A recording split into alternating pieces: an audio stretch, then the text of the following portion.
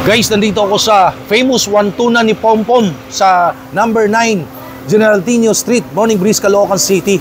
Ito yung trending dito. Meron silang garlic sizzling bangus, whole bangus yan.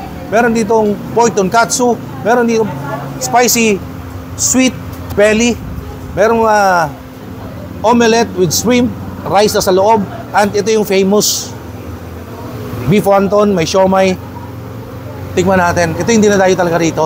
Ang daming masasarap. Meron silang crispy ulo, crispy pata, wonton, mga sizzling meals, mga lahat ng meals, rice meals. Tikman natin. 155 pesos only. Tiki Mantine.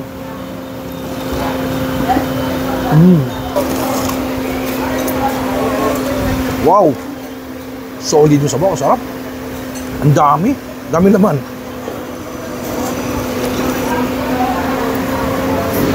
Wow. Kita mo naman sobrang lambot ng laman, oh. Oh. Oh.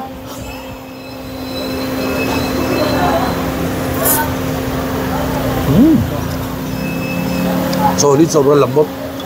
Please follow me on TikTok, Instagram, Facebook page, Noah Lawal Vlogs, Food and Travel, and of course, sa kabuuan ng video na ito, panoorin sa YouTube channel. Ito yung Facebook page ng Wantunan ni Pompom.